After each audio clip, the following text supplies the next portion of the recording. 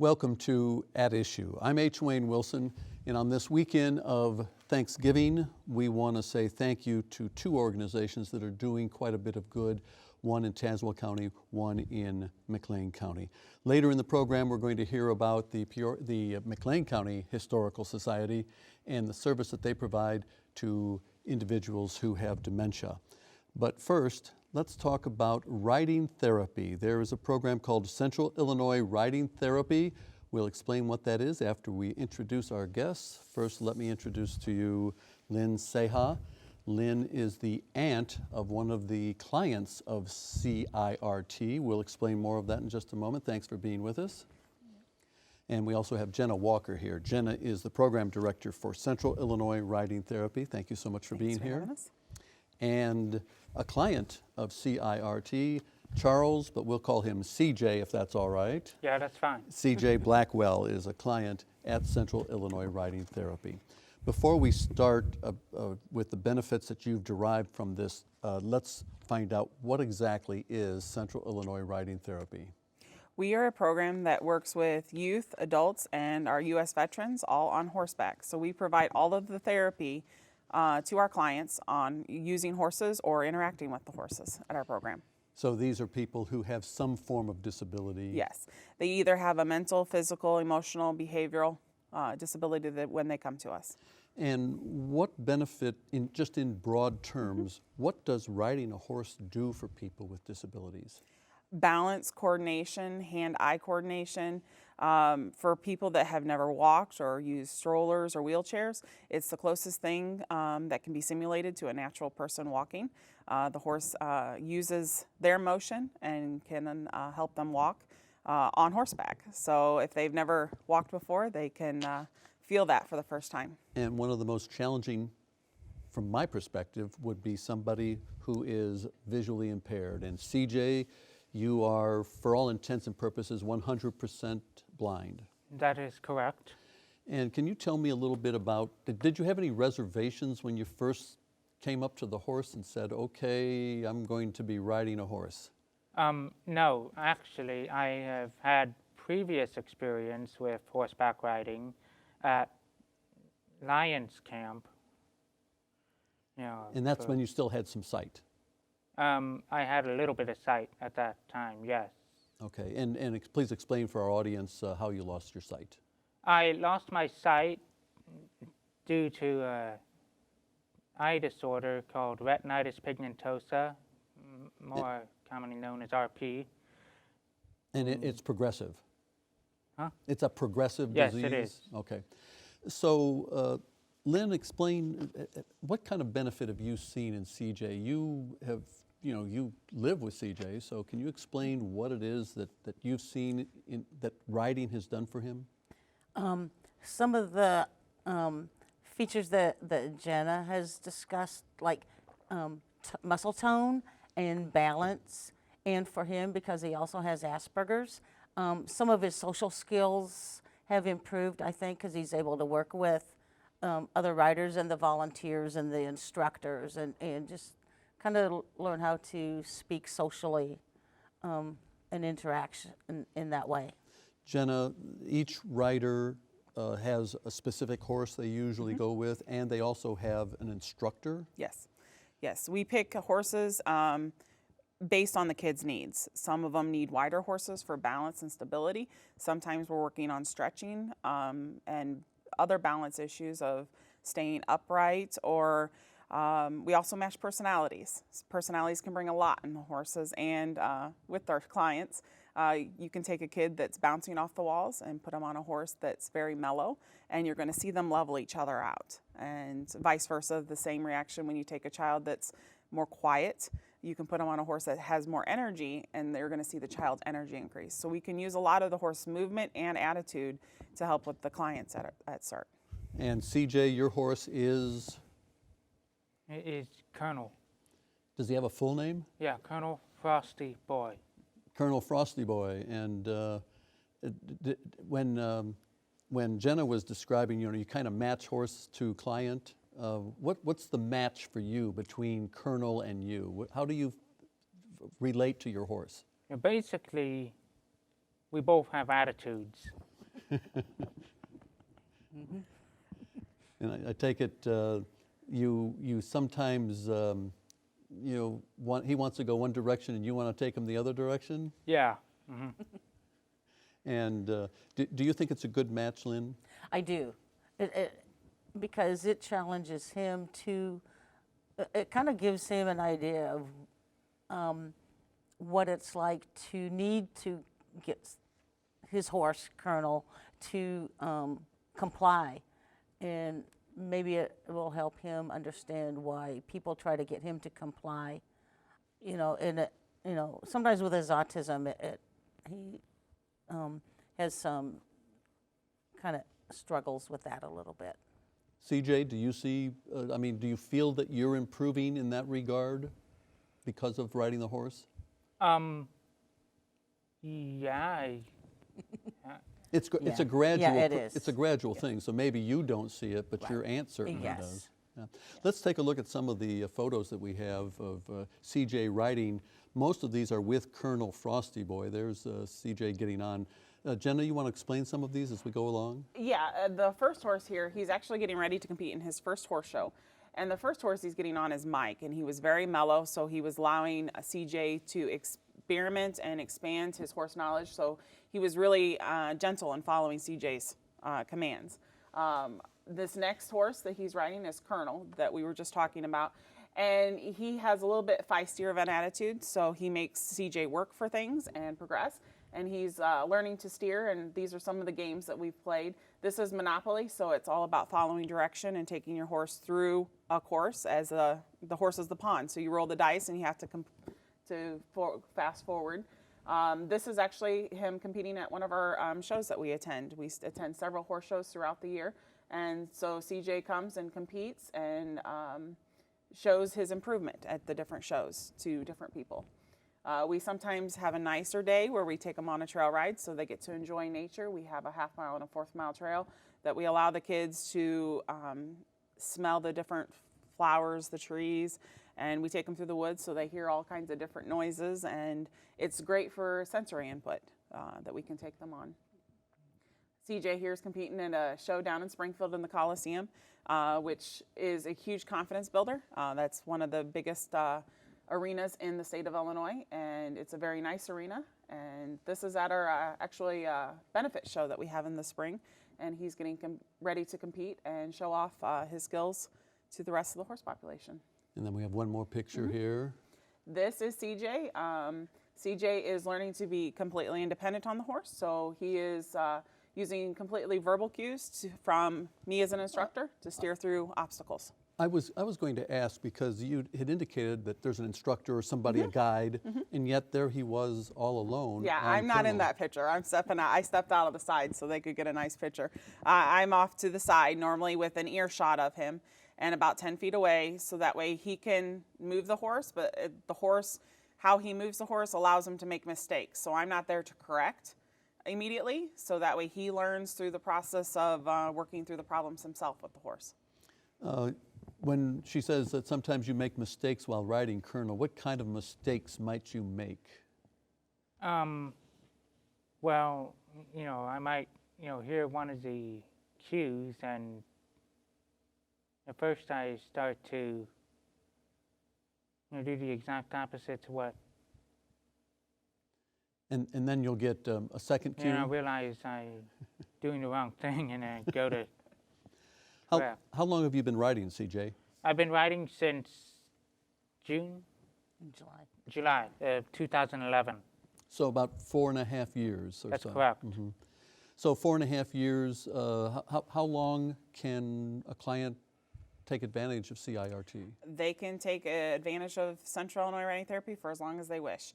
We have some riders that have been with us since the very beginning, and we've been in operation for 32 years. And as they get older, we change their goals, their needs, and we continue riding them. So as long as they would like to. An age range? Our youngest rider actually is currently 2 years old. We normally don't ride anybody before the age of 3. But the doctor felt there was a significant benefit in the horse movement for this child.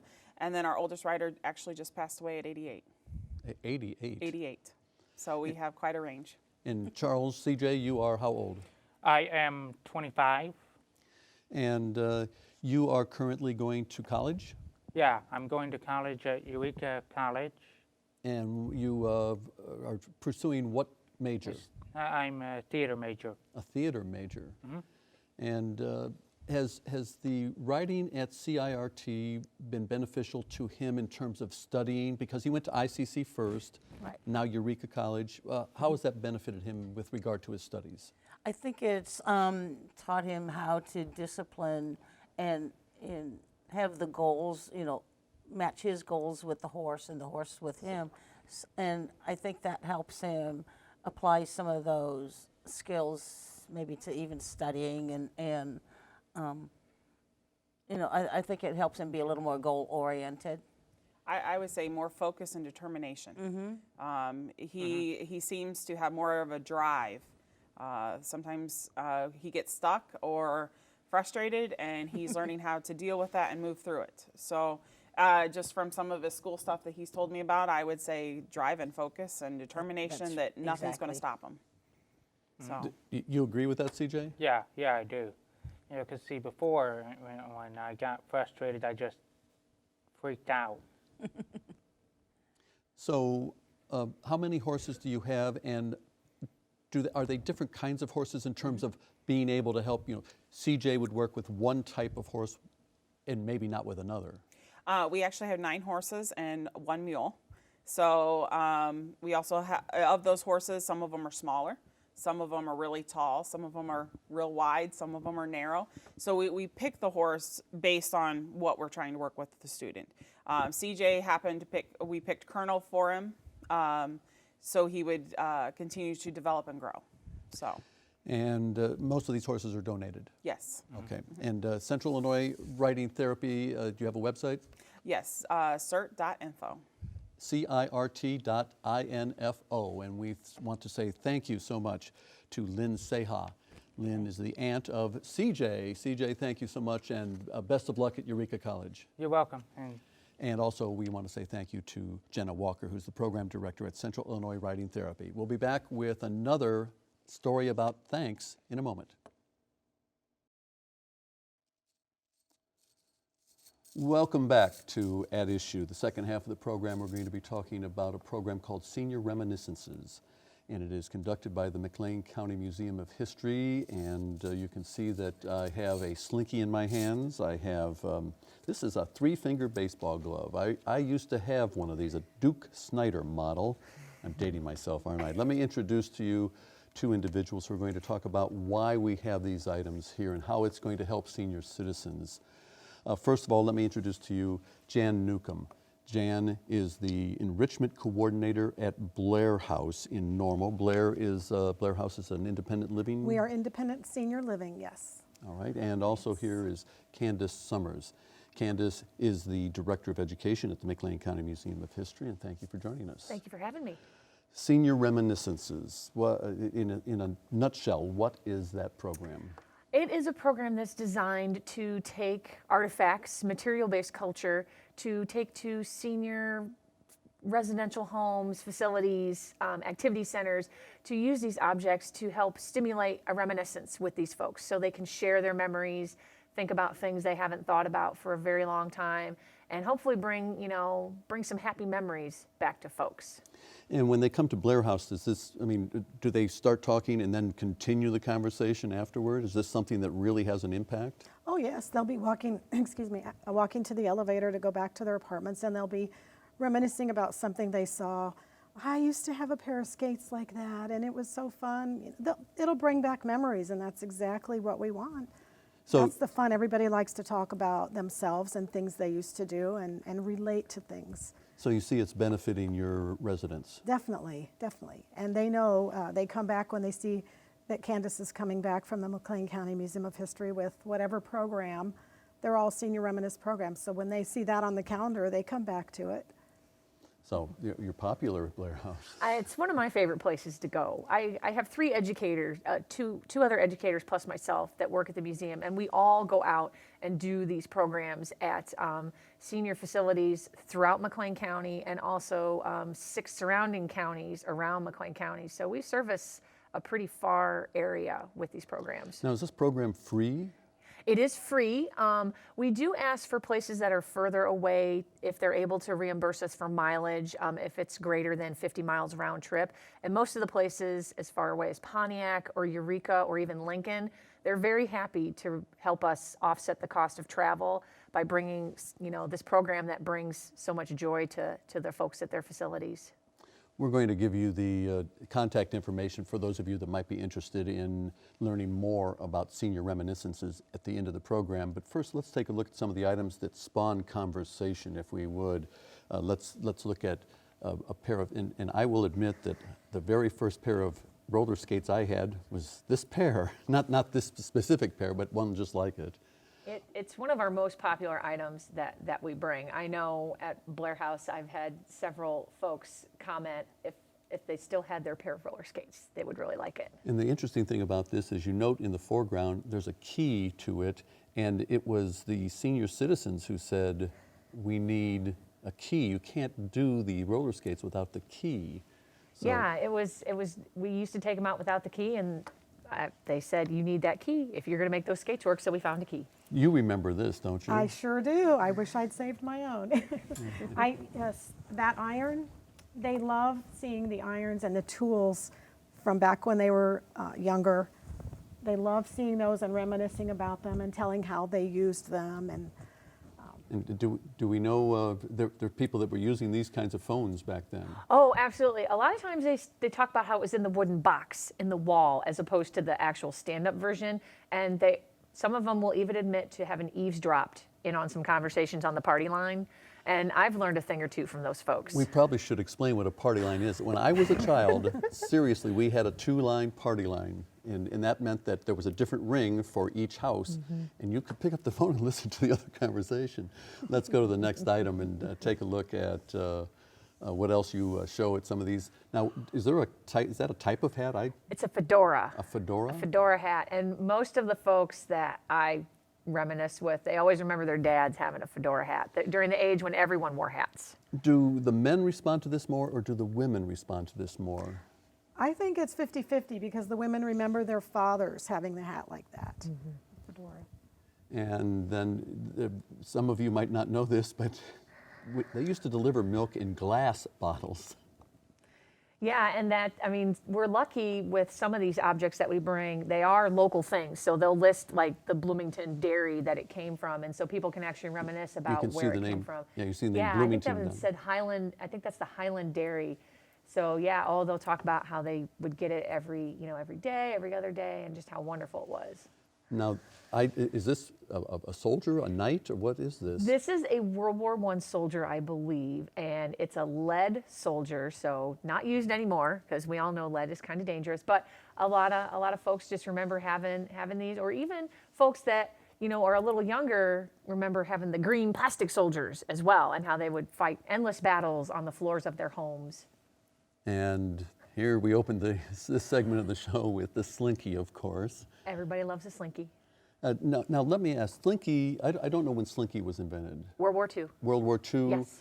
So, do they want to play with these things when they come to Blair House? Candace lets them touch the items, and some of them she'll come around and let them all see and touch as she walks around with them. And you welcome them to come to the Yeah. table where we have a 6-foot table where she lays all of the things she brings, a lot of things to spark memories. And they can go touch them, pick them up, look at them, talk about them. So that's really nice that it is a hands-on program. And They love that. And they probably use the Slinky to make sure it goes down the stairs. If we had properly. stairs, they would all be going, they would all be doing that. That's, Yes. You also use photographs Yes. in addition to the objects that you take. Yeah, we have a huge photographic collection at the museum. We're very fortunate about that. Unfortunately, a lot of those photos are really small, so we blow them up. They're about a 10 by 28 size, and we put them on a firm board. Where is this? This is the Bike Candy Factory in Bloomington, and these wonderful ladies are making the well-known Whiz Bar, which was a marshmallow-coated, chocolate-covered nut goodness that only cost 5 cents. And you will see that the ladies are actually using their hands without any protective glove on, and no hairnet. I imagine that probably wouldn't pass muster today. But, Probably But not, back no. then, That's the way, they called it the what machine? The Whizzolator was the actual machine that made the Whiz bar. The Whizzolator. Yes. All right. That's a candy that's went right by me. I didn't know that. Now we're in obviously an old-time kitchen. What is she doing? She is canning at her coal fire stove, and the topic of conversation always, well, first it always starts with the stove. And below her is also a bucket of corn cobs she used to start the stove. But everybody always wants to know what she canned, and that gets into a whole conversation about what people used to can, what their favorite thing was to can. Or a lot of times I'll bring a canning jar with me, and the women usually groan because of all the canning they had to do. But then it just stimulates a really good conversation. And let's talk about stimulating conversation. You briefly mentioned it, but do they start talking about amongst themselves about, I remember when we used to have to heat up the iron and...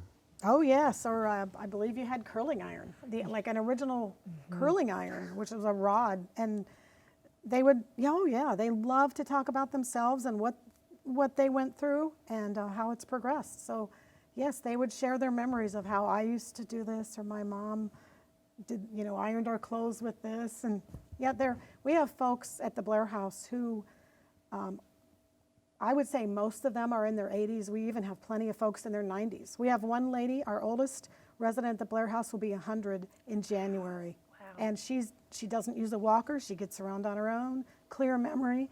She loves to reminisce and tell about things. They all, So while this is for residents who may have some form of dementia, but it could be for any kind of resident. Absolutely. I mean, a lot of places we go to have dementia or Alzheimer's facilities at them, and so this is really great for those folks because what's really affected is their short-term memory and their recent memories. So allowing them to go back even further is a wonderful memory exercise. But these are great for any seniors anywhere. And because it does recall the old memories, it does stimulate these senior citizens. You see them respond positively. Oh, they love it. Yes. After she leaves, or whoever the educator is leaves with the items, what typically happens? They will come and share with me about a particular item. I was surprised, the apron. They talked about the apron. How they wore the apron and when they cooked and when they worked in the kitchen and even around the house, the house coats and aprons. I think a lot of the older memories like that get lost, of course, in everyday conversation now. So when something is sparks like that from the past, they love to share and reminisce and remember. It's happy memories from their growing up. And you don't get to share that much time at Blair House and the other facilities that you visit, but what do you see comparing when you first arrive and then when you start to leave? When I first arrive, a lot of times it's a few folks that are the same that come to the same program, so I can chat with them about things, and others who've never come before. Kind of takes a little warming up, maybe a couple objects before they really start kind of sharing their own personal stories or talking with their neighbor. A lot of times, as I'm going around with the objects, there'll be side conversations between residents, them sharing memories, or they find out that they lived near a town that so-and-so grew up in that they didn't know before. And so, but once at the end, they're smiling, they're laughing, they're talking to each other, and it's great. I mean, I can be having just the worst day ever, and I go to these places, and even I'm just excited about it when I leave. We want to say thank you to the McLean County Museum of History for, on this weekend where we give thanks, we want to say thanks to them and thanks to Blair House and all the other facilities that invite the McLean County Museum of History in to share memories with senior citizens. And we have that information for you. You can contact the McLean County Museum of History if you like, if you want more information about being able to set up one of these visits. You can reach them on the web at mchistory.org, or you can see the phone number 827-0428. And there is the email address, just education@mchistory.org. Let me say thank you first to Jan Newcomb, who is the enrichment coordinator at Blair House in Normal. Thank you so much for joining us. And thank you for having us. And thank you to Candace Summers. Candace is the Director of Education at the McLean County Museum of History in Bloomington. And we appreciate you sharing and the fact that this is free and the fact that it really benefits senior citizens. We want to say thank you to both of you for participating in such a marvelous program. Thank you for having us. Thank you. We've enjoyed it. And we'll be back in 2 weeks on At Issue. Next week we're off, but in 2 weeks we'll be back with a discussion about racial relations on university campuses in light of the University of Missouri situation and other situations around the country. We'll be talking about racial relations next time on At Issue.